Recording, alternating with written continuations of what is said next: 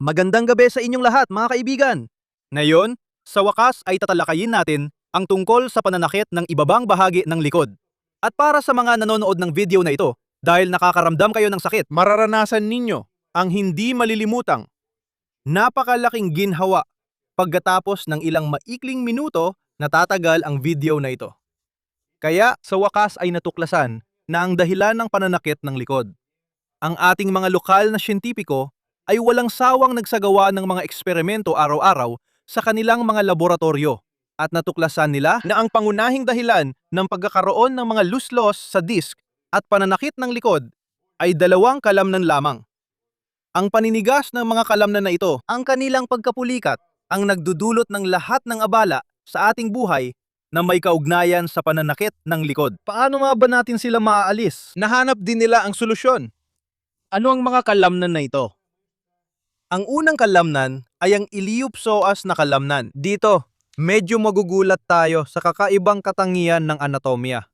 Ang totoo, ang kalamnan na ito ay binubuo ng dalawang kalamnan. Mula sa kalamnang panlikod. Kung may marunong sa wikang Latin, musculus psoas ang tawag dito. Kung may mga marunong sa Latin sa inyo, alam nila ang pangalan nito. At ang pangalawang kalamnan ay ang iliac na kalamnan, musculus iliacus, kung tama ang pagkakaalala ko. Kapag pinagsama sila, tinatawag silang iliopsoas. Ganon yon. Pinagsamang kalamnan ito, parang kambal na magkadikit, naging isang iliopsoas na kalamnan. Ano ang kakaiba dito? Itong bahagi na ito ay mula sa lumbar, mula sa lahat ng lumbar vertebrae. Huwag niyong isipin na hindi ko alam na parang 5 ang lumbar vertebrae ng tao. Hindi lang sila nagkasya dito. Ito ang parang ika-5 piraso dito. At itong tadyang na ito ay mula sa ika-12 thoracic, hindi mula sa ika-5 lumbar. Baka may mag-isip na hindi dapat ganoon ang pag-iisip. Ayan. Ibig sabihin, mula rito, tuloy-tuloy pa siya. Ayan. Dito rin nagpapatuloy. Iliopsoas na kalamnan. At lahat ng mga ugat ng nerbiyos na umalis mula sa spinal cord, dumadaan sila sa mismong tabi. At ang ilan ay dumadaan mismo sa loob ng kalamnan na ito. At kapag naninigas ang iliopsoas na kalamnan, kapag ito ay may spasm, lahat ng ito ay naiipit. At madalas ay lumalabas ang parehong mga sintomas na parang may hernia. Ibig sabihin, pwedeng mapagkamalan talaga. Minsan, sobrang magkahawig na naipit ang ugat dito, itong malaking ugat ng nerbyo, at ginagaya nito ang sakit. Nangyayari talaga yon. Pero may isa pa. Kapag nagkakaspasim ang iliopsoas na kalamnan, nagkakaroon ng kondisyon para sa pinsala at pagkasira ng herniated disc. Pati na rin ang pagbuo ng herniated disc. Nangyayari rin yon. Madalas din ng scoliosis sa lumbar na bahagi ng gulugod ay sinasamahan ng magkaibang haba at magkaibang tono ng kalamnan na ito. Ito ang nangyayari kapag nagkakaroon ng pagbabago sa ganitong posisyon ng balakang. Minsan, sa isang bahagi, ito ay mas maikli at sa kabila naman ay mas mahaba. Sa pamamagitan ng pagtrabaho sa mga ito, maaari nating itama ang lahat. Kaya, ang una ay ang iliopsoas na kalamnan. Ang katuwang nito ay ang quadratus lumborum na kalamnan. Mula sa ika-12 tadyang, pababa papunta sa iliac na buto, inilatag nito ang mga hibla nito. At ito ay ang unang direksyon lamang ng mga hibla. Ang pangalawa ay mula sa mga transverse process papunta sa iliac na buto. Mula ito sa lahat ng 5 lumbar na vertebra. At ang ikatlong direksyon ng mga hibla ay mula sa ika-12 na tadyang papunta sa mga transverse process muli ng mga vertebra. Ganito ang itsura ng sapot. Kita nyo? Parang sapot ng gagamba rito. Ang quadratus lumborum na kalamnan ay matatagpuan dito. At madalas itong nagkakaroon ng pulikat o paninikip. Sa ganitong pagkakataon, naglalapit ang dalawang estrukturang ito. Ito ang ika-12 na tadyang at ang buto ng balakang. At ang distansyang ito nababawasan o lumiit. May mga pagkakataon na kahit isang daliri, kahit ang maliit na daliri ay hindi magkasya dito. Ganon sila, kalapit, naglalapit talaga. Paano ito nangyayari? Bakit sila naglalapit? Dahil nagbabago ng posisyon ang balakang. At ganito ito umiikot, kita nyo? at ang distansya sa pagitan ng ika-12 tadyang at ng buto ng balakang ay lumiliit. Ang mismong kalamnan ay umiikli, nawawala ang elastisidad nito at hindi na ito naiuunat. At kitong mga ito, kita nyo, ang mga butas sa pagitan ng mga vertebra, lumiit sila. Dito mismo. Dati, ang laki ng espasyo para sa ugat ng nerbyo, kita nyo? Ayan, ang laki ng butas sa pagitan ng mga bertebra. Kapag nagbago naman ng posisyon ang balakang, kita nyo, nagsisimula ng maipit ang lahat. Kaunti na lang ang espasyo para sa ugat ng nerbyo, kaya maiipit ito. Diyan pwedeng magsimula ang sakit, lalo na kung ang bahagi ay sensitibo sa sakit, naiirita ang mga hibla ng sakit. Maaring magkaroon ng problema sa paggalaw, tulad ng panghihina, o kaya'y bahagyang pagkaparalisa. Pagkaparalisa ng paa, kamay, braso o binti. Kapag naipit na ang bahagi ng ugat ng nerbiyo na responsabale sa paggalaw. Kaya, bakit nagkakaroon ng pulikat sa dalawang kalamnan na ito? Maaari bang mangyari ito ng sabay? Siyempre, maaari. At bakit nga ba ito nangyayari? Yan ang tanong ng ating mga manonood. Ang sagot dito ay nakuha muli ng ating mga lokal na siyentipiko sa mga laboratoryong nagsasaliksik naman ng isa pang kalamnan. Natuklasan ng laboratorio sa pag-aaral ng malaking gluteal na kalamnan na kapag mahina ang kalamnan na ito at nababawasan ang laki nito, ang bigat o puwersa na dapat ay naroroon habang tayo ay naglalakad. At kahit na kapag tayo ay nakatayo lang, halimbawa, at hindi tayo gumagalaw sa lugar, napupunta ang bigat sa dalawang kalamnan na ito. Kapag mas mahina ang malaking gluteal na kalamnan, mas lalong napupunta ang bigat sa dalawang kalamnan na ito. Kaya, gamit ang kaalaman sa matematika, ipapakita ko sa inyo kung paano nagbabago ang karga, malaking puwit na kalamnan. Halos lahat ay alam kung saan ito matatagpuan. At alam din ang tungkulin nito. Marami itong tungkulin. Isa rito ay ang paglahok sa paglalakad at pagpapatatag ng balakang habang naglalakad. Kasama ng gitnang puwit na kalamnan, nagtutulungan sila. At kung habang naglalakad, halimbawa, narito ang isang karaniwang tao habang naglalakad, kailangan niyang gamitin ang kanyang malaking puwit na kalamnan. Narito ito sa likod, dito dapat itong umiigting. Sa sandaling ito, humahaba ang iliopsoas na kalamnan sa harap at hindi naman masyadong pinipilit. Basta bahagya lang na nakaaktibo ang quadratus lumborum na kalamnan sa bandang likod. Ibig sabihin, ang pangunahing trabaho ay narito, sa malaking puwit na kalamnan habang naglalakad. Halimbawa, sa paa na sumusuporta, dito ngayon gumagana ang puwit ko. Doon naman sa paa na nasa ere ngayon, ang gumagana ay ang iliopsoas na kalamnan na ito. At ang quadratus lumborum na kalamnan, gumagana ito sa magkabilang gilid ko ng salitan ngayon. Ibig sabihin, kapag itong paa na ito ay nasa ere, dito ito gumagana sa akin. Sa totoo lang, dahil may iba't ibang direksyon ang mga hibla nito, kasali ito sa paggalaw sa kanan at kaliwa ng sabay. Iba't ibang hibla ang gumagana doon. Sa madaling salita, tandaan ninyo na ang gluteus at ang iliopsoas na kalamnan ay nagtatrabaho ng salitan sa magkaibang gilid, parang salit-salitan, nagpapalitan sila. Pero ang quadratus lumborum na kalamnan ay sabay na gumagana sa magkabilang gilid, pero iba-ibang hibla ang aktibo. Dito, ngayon, ang gluteus ko ay gumagana sa paa na nakatapak, at ang iliopsoas na kalamnan ay gumagana sa paa na nasa ere. Ibinaba ko na ang paa ko sa sahig. Ngayon, ang bigat ay nasa parehong gluteus na kalamnan, sa kanan at kaliwa. Dito, kasabay ng malaking gluteus, nagsisimula na ring gumana ang gluteus medius. Dito, patuloy pa rin gumagana ang malaking gluteus. Dito sa likod, ang paa ko ay umaangat mula sa sahig. Sa puntong ito, tumutulong pa rin ito sa pagsuporta ng paa. Lahat dito ay gumagana rin, pati na ang mga pahilis na kalamnan at ang quadratus. Iniaabot ang paa sa harap at ang bigat mula sa gluteus ay lumilipat sa iliopsoas na kalamnan. Sa sandaling ito, ibig sabihin, kapag ang talampakan ko ay nasa, sige, kung ikukumpara natin sa sacrum, kung gagamitin natin itong sacrum bilang gabay, balakang. Kung mas eksakto, sacrum. Habang ang talampakan ko ay nasa likod ng sacrum, gumagana ang gluteus at iliopsoas ko. Nasa nakaunat siyang posisyon. Pero siyempre, hindi siya nawawala ng tono. Pero ngayon, nakaunat siya sa akin at mas napupunta ang bigat sa puitan.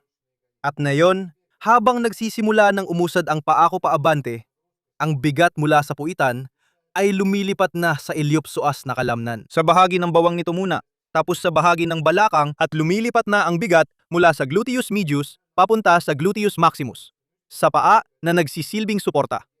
Ganito ang mekanismo, kita mo? At sa ganitong proseso, palaging gumagana ang mga quadratus lumborum na kalamnan ng baywang. Normal na mekanismo ito. Kung kulang ang lakas ng malaking kalamnan ng puwit ko para gawin ang tungkulin nito, ano ang mangyayari? Kailan ito maaring kulangin? Maaring kulangin ito kapag nakatayo ako sa isang paa. Dito, sa isang paa. Noon. Bahagyang lulubog ang balakang ng ganito at sa posisyong ito, parehong magsisimulang mag-contract ng sobra ang dalawang kalamnan. Parehong ang quadratus at ang iliopsoas na kalamnan. Ibig sabihin, una kung saan maaring tumigil sa pagtrabaho ang puwit ko. Ito ay habang nakaapak. Pangalawa, sa sandaling nailipat ko, nailipat ang bigat sa paa na ito. Sa sandaling iyon, maaari akong makagawa ng maling galaw. Ito ang pagtulak na galaw gamit ang likod na paa. Ibig sabihin, dito madalas mangyari ang ganitong pagkakamali, maling galaw habang naglalakad. Kapag pagkatapos mailipat ko ang bigat sa iunahang paa, nagkakaroon ng pagtulak gamit ang likod na paa. At sa pagkakataong yon, tuwid pa rin ang paa. Sa sandaling yon, sobrang umaabante ang balakang at nasasaktan ang bahaging ito ng ibabang likod, dito mismo. Dahil sa pagtulak na yon. Anong dapat gawin? Kailangan, sa sandaling umaangat ang paa ko sa mga daliri sa paa, magsimulang gumana ang iliopsoas na kalamnan ko. Ibig sabihin, habang naglalakad, mahalaga na kapag ang paa mo ay umaangat sa mga daliri sa paa, magsimula na itong yumuko. Hindi dapat manatiling tuwid. Kung susubukan mong umangat sa mga daliri sa paa, nang tuwid pa rin ang binti, maaaring tumaas ang balakang mo o kaya yumuko ka sa kabilang direksyon. O kaya naman, magiging sobra ang paggalaw ng balakang mo paabante. Kaya naman, kasabay ng paggalaw ng paa. Kapag tumutuntong siya sa dulo ng paa, kailangan hindi manatiling tuwid ang paa. Dapat magsimulang yumuko at magsimulang gumana ang iliopsoas na kalamnan. Ganito ang mekanismo. Napakakomplikado. Pero posible bang masubaybayan ito? Sasabihin ng isang tao na walang koordinasyon sa mga galaw. Siyempre hindi. Kaya naman, para hindi pahirapan ng buhay. Dahil ang paglalakad, ang pagbabago ng lakad, nangangailangan ng tiyak na koordinasyon. Una, mga ehersisyo. At pagkatapos, mga pagsasanay. Kaya naman, para sa simula, papadaliin lang natin ang buhay natin.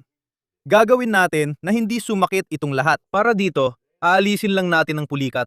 Sa mga sobrang naninigas, ito ay ang quadratus lumborum na kalamnan at ang iliopsoas na kalamnan. At kaunting papalakasin natin ang mga hindi sapat ang pagigting.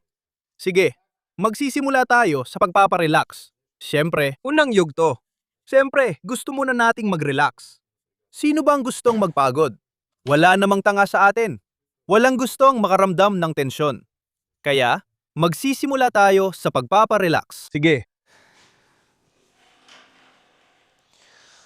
Maghawak tayo ng bola. Pwede kayong kumuha ng bola para sa tennis. O kahit anong bola na halos ganun din ang laki. Piliin ninyo ang lambot ayon sa inyong gusto. At ngayon, ang ating gagawin ay trabahuhin ng maingat ang bahaging ito sa pagitan ng ika-12 tadyang at ng balakang. Ito ang puwang na ito. Dito matatagpuan ang tinatawag nating quadratus lumborum na kalamnan. At kung sakaling may maramdaman din ng iba, bahagyaring maabot ang iliopsoas na kalamnan dito mismo. Kung maayos nating marerelax muna ang quadratus lumborum na kalamnan. Ganon.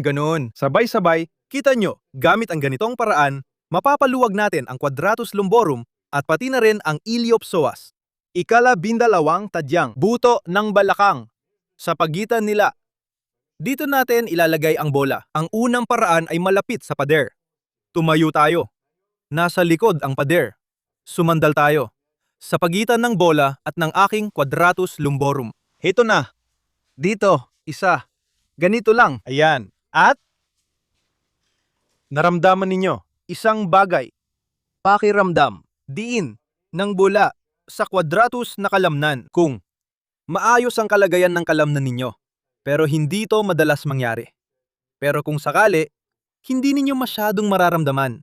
Wala masyadong masakit na pakiramdam. Kahit anong hindi komportableng pakiramdam. Pero kung sakali, medyo naninigas ito sa inyo. Meron doong ilang mga lugar kung saan. Halimbawa, pinaikli. Mararamdaman ninyo, maring may kaunting hindi komportable. Maring may kaunting sakit pa nga. Kung masakit, bawasan ninyo ang diin. Kung nararamdaman lang ay paninigas o resistensya. Pwede ring gumawa ng kaunting galaw na may maliit na saklaw, pakaliwa at pakanan. Sa ganitong paraan, mamamasahe ninyo ito. Subukan ninyo, buong bahaging ito, pati sa ilalim ng tadyang, at kaunti sa taas. Masahehin ang bandang itaas ng buto ng balakang. Sa magkabilang panig, ibig sabihin, inilagay ninyo dito ang bola. Kung medyo masakit, sapat na yon. Pindutin lang ng kaunti, hawakan sandali. Kung hindi naman masyadong nararamdaman, gawin ito habang gumagalaw. Pwede rin ganito ang gawin, malapit lang, direkta sa tabi ng gulugod. Dito rin, may malakas na kalamnan. Sa normal, dapat malakas talaga ito, pero madalas, sa araw-araw nating buhay, humihina ito. At sa MRI, nakikita natin sa cross-section na ang kalamnan na ito ay napapalitan ng taba. Nagkakaroon ng fatty degeneration ng kalamnan. At itong kalamnan na ito sa tabi ng gulugod. Maganda rin na masahihin ang kalamnan na ito gamit ang bola. Ibig sabihin, kombinasyon ng pagmasahe.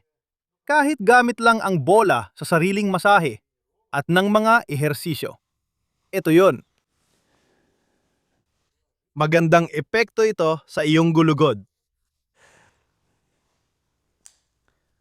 At ganun, sa pangkalahatan sa paligid ng gulugod, hanapin mo ang kalamnan o kung anuman ang natira rito. At pinindot mo doon gamit ang bola.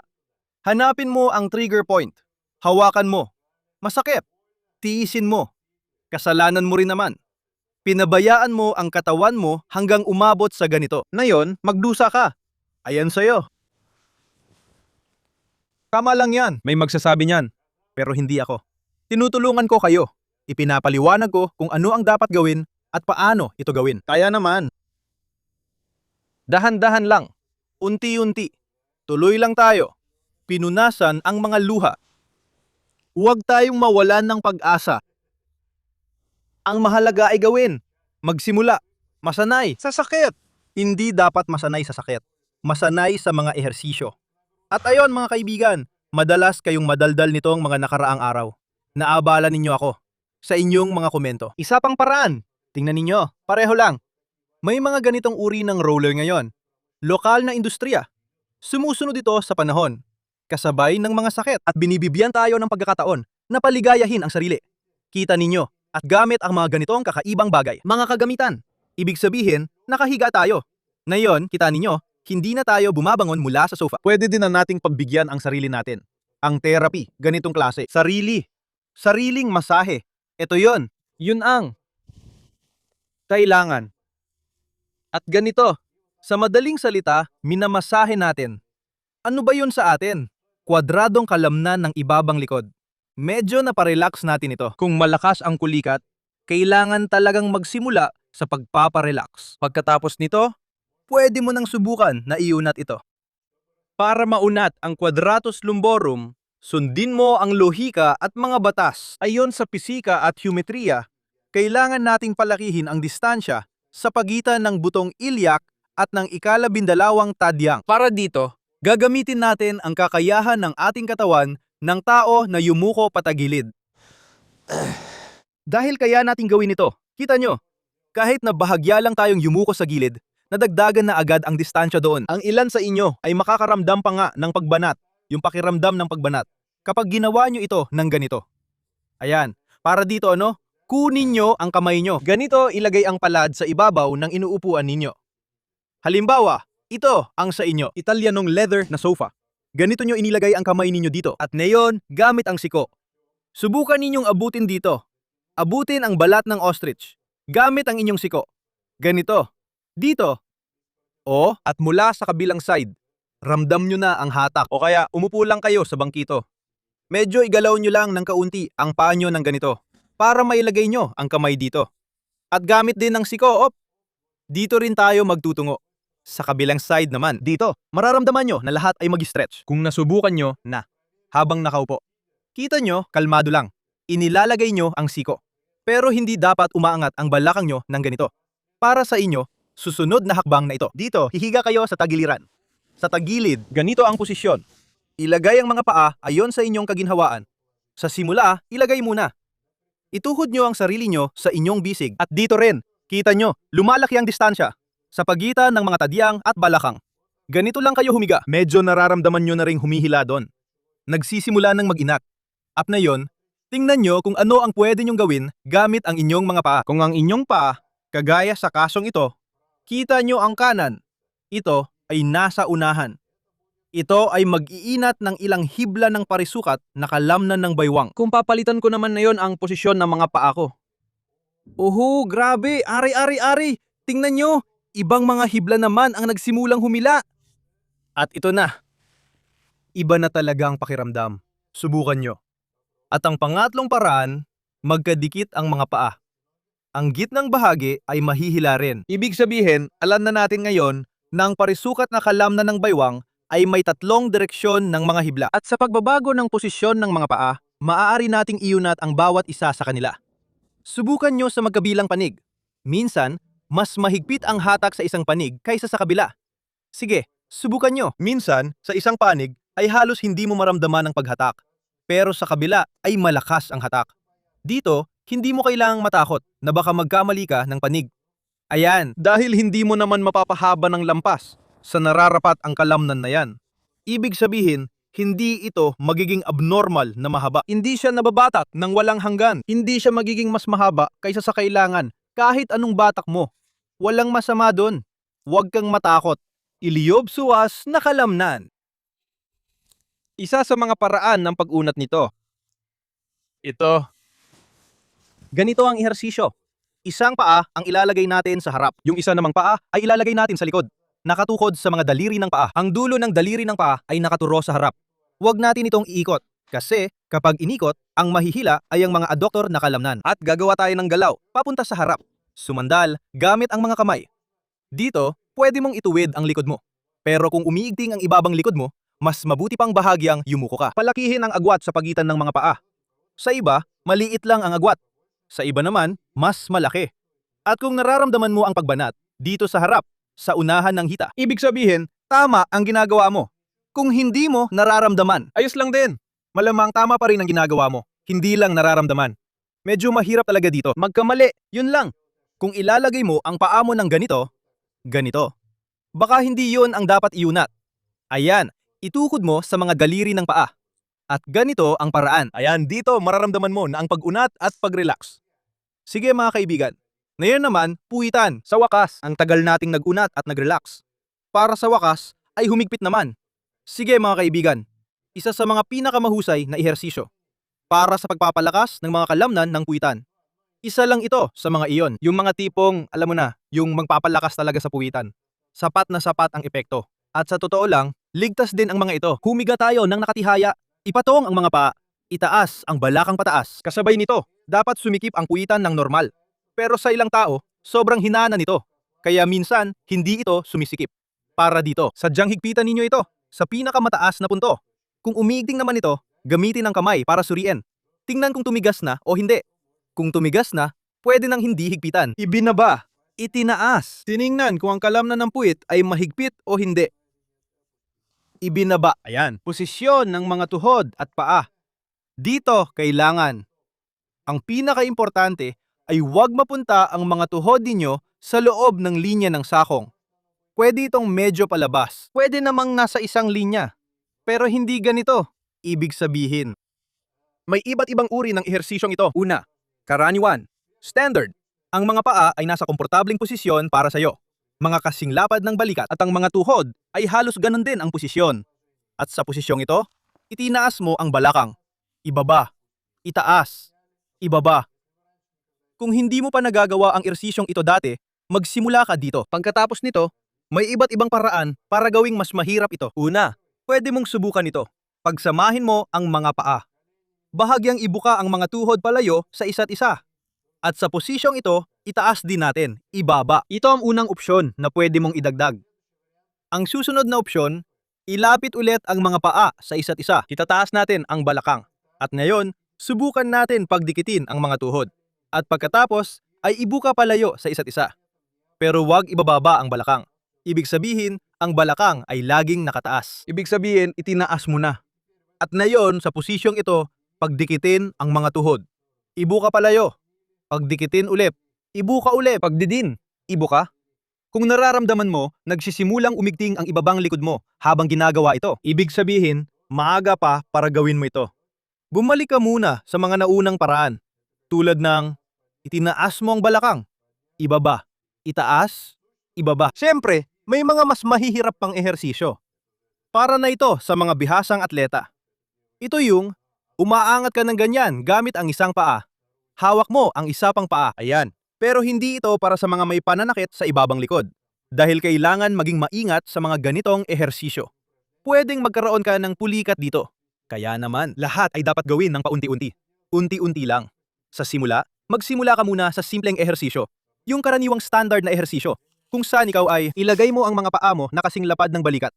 Ang mga tuhod mo rin kasing lapad ng balikat. At pagkatapos, itaas mo, ibaba mo. Kapag nagiging madali na itong gawin, pwede mo nang gawing mas makitid ng kaunti. Ang mga tuhod ay palihis. At sa ganitong posisyon, pagkatapos, idagdag mo na. Ang galaw ng mga tuhod, ganon. Pero siguraduhin mo rin na ang iyong ibabang likod.